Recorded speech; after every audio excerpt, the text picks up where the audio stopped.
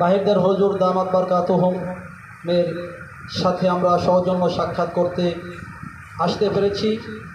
আমি সকলকে আহ্বান করব, আমরা যেহেতু নির্বাচনের জন্য মাঠে নেমেছি, এই নামাটা অর্থাৎ নিয়তটা যেন আমাদের হয় একমাত্র আল্লাহ পাক রব্বুল আলামিনকে রাজি খুশি করার জন্য। কারণ আমাদের শায়েখ আল্লামা মামুনুল হক সাহেব হুজুরও মাঝে সাঝে বলেন, আল্লাহ পাক আমাদেরকে একটা জীবন দিয়েছেন, একটা কল্লা দিয়েছেন এবং একবারই আমাদের মৃত্যু হবে।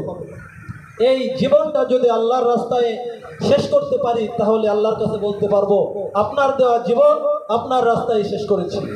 সেই জন্য আমাদের ইখলাস থাকতে হবে একমাত্র আল্লাহ পাকের দ্বীন বিজয়ের জন্য। আমরা সকলে নিজেরা তো কাজ করতেছি, আমার যত আত্মীয় স্বজন আছে, আমি যেই প্রতিষ্ঠানে চাকরি করি, যে যেখানে ব্যবসা করি, যাই করি, সেখান থেকে আমার আল্লাহর জন্য সকলকে দাওয়াত দিতে হবে, ভোটারদেরকে তশকিল করতে হবে এবং হুজুরের জন্য দোয়া করতে হবে এবং আমরা সকলে হুজুরের পাশে সব সময় থাকার জন্য আমরা তৈরি আছি। আল্লাহ পাক আমাদের সকলকে এক এবং নেক হয়ে দ্বীন বিজয়ের কাজে অংশগ্রহণ করার তৌফিক দান করুন, আমিন।